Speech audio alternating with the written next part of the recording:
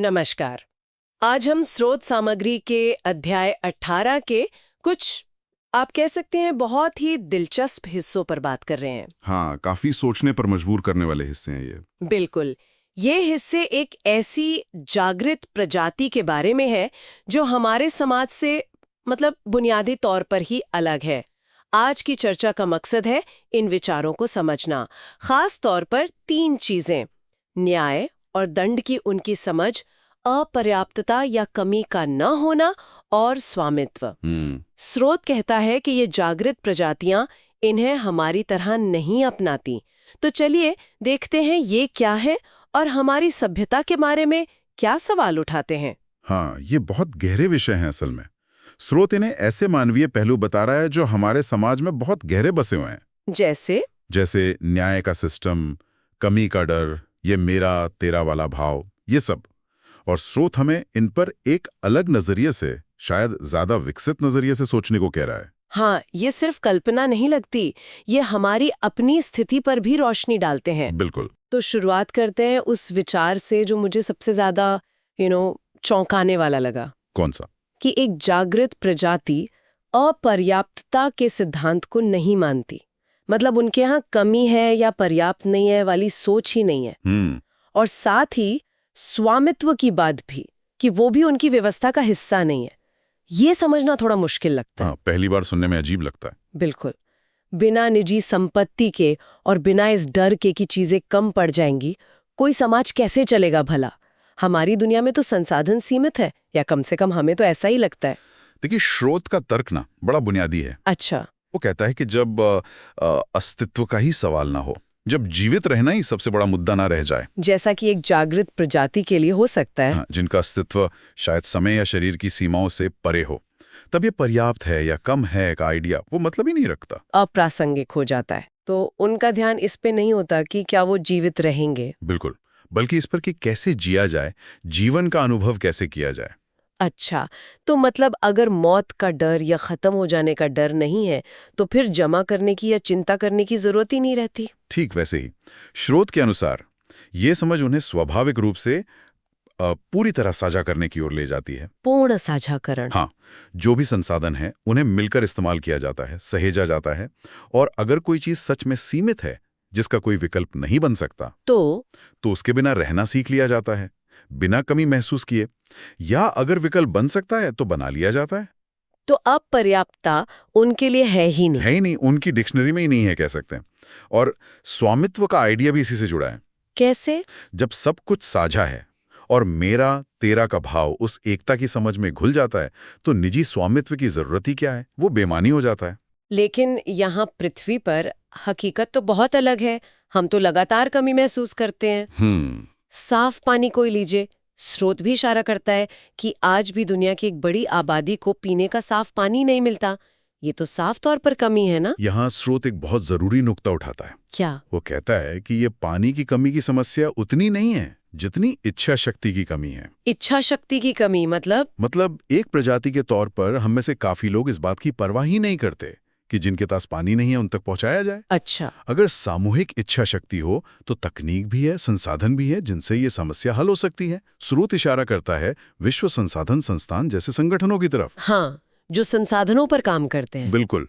वो कहते हैं कि सही जानकारी और मैनेजमेंट से पानी की कमी वाले देश भी अपनी जरूरतें पूरी कर सकते हैं। हाँ, इसमें अमीर देशों को गरीब देशों की मदद करनी पड़ेगी। तो सब कुछ आकर टिकता है साझा करने की नियत पर। बिल्कुल, इच्छा शक्ति पर। ये इच्छा शक्ति या देखभाल की कमी वाली बात, ये वाकई सोचने पर मजबूर करती है, खासकर जब हम वो डरावना आंकड़ा देखते हैं जो स्रोत बताता है। कौन सा आंकड़ा? कि हर घंटे 650 से ज्यादा बच्चे भूखमरी से मर जाते हैं। ये भगवान। और दूसरी तरफ हम खाने की बर्बादी देखते हैं। स्रोत अमेरिकी कृषि विभाग USDA के आंकड़े देता है। हाँ, अमेरिका की सरकारी संस्था। के अकेले अमेरिका में 2010 में कुल खाने का 30 से 40% बर्बाद हो गया था। 30 से 40%? हाँ, करीब 133 अरब पाउंड खाना। और सोचिए, पेरिस, लॉस एंजलिस, टोक्यो जैसे शहरों के रेस्टोरेंट में जितना खाना फेंका जाता है, उससे दुनिया के किसी हिस्से का एक छोटा सा गांव हफ्ते भर पेट भर सकता है। ये कैसा विरोधाभास है? बिल्कुल, और ये वापस उसी मूल विचार पर ले आता है। किस पर? कि अपर्याप्तता उस प्रजाति के लिए है ही नहीं जो सचमुच साझा करना जानती है और करती है। स्रोत के मुताबिक एक जागृत सभ्यता में ऐसी स्थिति कभी पैदा ही नहीं होगी। एक तरफ इतनी बर्बादी, दूसरी तरफ इतनी भयानक कमी। ये साझा न करने का, देखभाल न करने का नतीजा है। ठीक है, ये अपर्याप्तता और साझाकरण वाला पहलू समझ में आता है। हालांकि इसे अमल में लाना बहुत बड़ी चुनौती है हमारे लिए। बेशक। अब दूसरे चौंकाने वाले विचार पर आते हैं। स्रोत कहता है एक जागृत प्रजाति अपनी सभ्यता में उस सिद्धांत को नहीं अपनाती जिन्हें मनुष्य न्याय और दंड कहते हैं। हाँ, ये भी काफी हिला देने वाला है। ये सुनकर तो मेरा दिमाग ही घूम गया। मतलब बिना न्याय और दंड की व्यवस्था के कोई समाज कैसे चल सकता है? फिर उनकी व्यवस्था का आधार क्या है? कोई नियम कानून, कोई आचार संहिता तो होगी। स्रोत के अनुसार उनकी आचार संहिता बहुत सरल है। क्या है वो? जिसे हम स्वर्णिम नियम या गोल्डन रूल कहते हैं। अच्छा, दूसरों के साथ वैसा व्यवहार करो जैसा अपने लिए चाहते हो। हाँ, सोच, वचन और कर्म तीनों में। लेकिन फर्क ये है। क्या फर्क? कि जागृत प्रजातियां इसे सिर्फ कहती नहीं बल्कि सचमुच जीती हैं। उनकी जागृति का स्तर ही उन्हें आत्मनियमन सिखाता है। वो गहराई से समझते हैं कि सब एक हैं। ये सब एक है वाली समझ शायद यही कुंजी है। बिल्कुल। लेकिन फिर भी मन में सवाल तो उठता है, क्या कभी कोई गलती नहीं करता? अगर कोई इस स्वर्णिम नियम को तोड़ दे अनजाने में या किसी और वजह से, जिसे हम अपराध कहेंगे, तब क्या होता है? हमारे यहाँ तो तुरंत पुलिस, अदालत, सजा, ये सब दिमाग में आता है। स्रोत कहता है कि उनकी संस्कृति में अपराध और दंड जैसा कुछ है ही नहीं। है ही नहीं? क्योंकि कोई अपराध करता ही नहीं। ऐसा क्यों? डर से? नहीं, डर से नहीं, बल्कि इसलिए कि वो समझते हैं कि किसी दूसरे को चोट पहुंचाना असल में खुद को ही चोट पहुंचाना है। क्योंकि सब एक ही चेतना का हिस्सा है। बिल्कुल। जब ये समझ गहरी हो तो बाहरी दंड की जरूरत ही नहीं रहती। तो फिर न्याय क्या है उनके लिए? जिसे हम न्याय कहते हैं, उसे वो शायद सही कर्म या कुचित व्यवहार, राइट एक्शन के रूप में देखते हैं, जो स्वाभाविक रूप से होता है, किसी बाहरी दबाव से नहीं। ये हमारी व्यवस्था से कितना अलग है। हम तो अक्सर अन्याय या अपराध होने के बाद न्याय ढूंढते हैं। हाँ, प्रतिक्रिया के रूप में। हम अदालतें बनाते हैं, कानून बनाते हैं, और अक्सर न्याय नहीं मिलता तो हम भगवान भरोसे छोड़ देते हैं या अगले जन्म का सोचते हैं। सही कहा।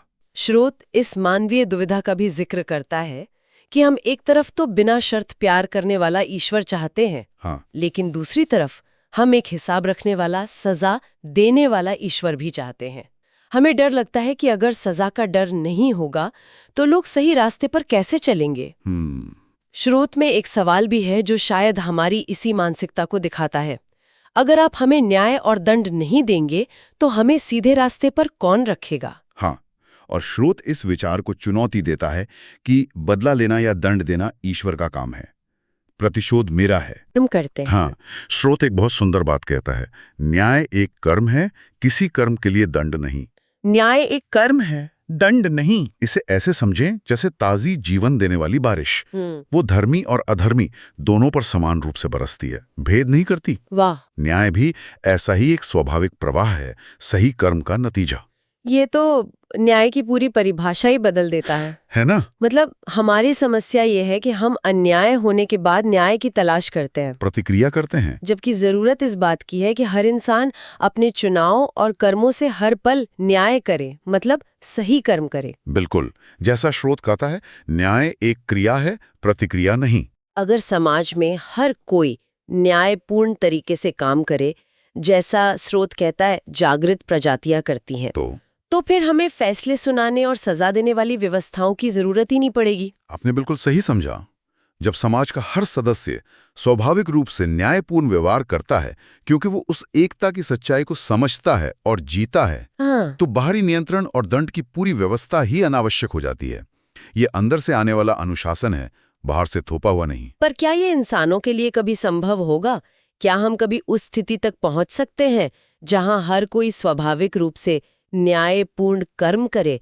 ये तो बहुत आदर्शवादी लगता है। स्रोत इसे सीधे सीधे सामूहिक जागरण से जोड़ता है। जागरण से? हाँ, वो कहता है कि ये तब संभव होगा जब हर कोई जागृत हो जाएगा, जब हर कोई उस एकता को महसूस कर लेगा। और ये कब होगा? मजे की बात यह है कि स्रोत ये भी कहता है कि ये फैसला कि मानवता जागेगी या नहीं, वो अभी इसी क्षण लिया जा रहा है। अभी कैसे? हमारे सामूहिक चुनावों से हम हर पल चुन रहे हैं। स्रोत में एक जगह ये भी जिक्र आता है कि इस बातचीत के कुछ हिस्से, जैसे ये न्याय और अपर्याप्तता वाले विचार, हाँ, ये शायद पहले की चर्चाओं में भी आए हैं। स्रोत खुद कहता है कि ये दोहराव जानबूझकर है। अच्छा। जैसे किसी महत्वपूर्ण कविता या नाटक के मुख्य संवादों को बार बार याद दिलाया जाता है ताकि वो गहरे उतर जाएं। ये दिलचस्प है कि स्रोत खुद इस दोहराव को मान रहा है। हाँ, ये दोहराव और इन विचारों को अलग अलग कोणों से देखना, ये असल में उन्हें एकीकृत करने की प्रक्रिया का हिस्सा है। एकीकृत करना मतलब एक साथ लाना, जोड़ना। स्रोत के अनुसार ये सब उस तीसरे निमंत्रण का हिस्सा है, जहां इन गहरी अवधारणाओं को न सिर्फ समझा जाता है बल्कि आत्मसात किया जाता है। अच्छा। उद्देश्य इन अलग अलग धागों को अपर्याप्तता, साझाकरण, स्वामित्व, न्याय, दंड, एकता, इनको बुनकर एक पूरी सुसंगत समझ बनाना है। तो अगर हम आज की चर्चा को समेटें, हमने देखा कि स्रोत एक ऐसी जागृत प्रजाति का खाका खींचता है जो हमसे बहुत अलग है, मौलिक रूप से अलग। हाँ, उनमें अपर्याप्तता की भावना नहीं है क्योंकि वो साझाकरण में विश्वास रखते हैं और एकता को समझते हैं, जिसके चलते स्वामित्व का विचार भी उनके लिए अप्रासंगिक है। बिल्कुल। और उनमें न्याय और दंड की हमारी जैसी व्यवस्था नहीं है क्योंकि उनका न्याय सही कर्म करने में है, न कि गलत काम की प्रतिक्रिया में। सही कहा। और ये सब मुमकिन होता है उस गहरी समझ से कि सब एक हैं और स्वर्णिम नियम को सिर्फ उपदेश नहीं बल्कि जीवन का आधार बनाने से। बिल्कुल सही सारांश है। और अगर श्रोताओं के लिए इस चर्चा से एक विचार लेकर जाना हो, हाँ, तो वो शायद ये हो सकता है, अगर स्रोत का ये कहना सही है कि न्याय वास्तव में एक कर्म है, एक क्रिया है जिसे हर कोई कर सकता है, न कि सिर्फ व्यवस्था की प्रतिक्रिया या सजा, तो वो कौन सा एक छोटा सा न्यायपूर्ण कर्म हो सकता है जिसे आज अपने जीवन में उतारा जा सके? कोई भी छोटा सा कर्म। हाँ, कुछ भी हो सकता है। किसी की मदद करना, किसी के साथ सहानुभूति दिखाना, अपने पास जो है उसे थोड़ा साझा करना, किसी के बारे में बुरा सोचने से बचना। अच्छा। ये छोटा सा कदम इस सक्रिय न्याय और साझा कल्याण के विचार से प्रेरित होकर शायद हमें उस जागरूक अवस्था के अनुभव के थोड़ा और करीब ले जाए। ये सोचने वाली बात है। हाँ, ये विचार स्रोत सामग्री पर आधारित है, लेकिन ये हमें अपने जीवन में इसे लागू करने के लिए सोचने की एक दिशा देता है।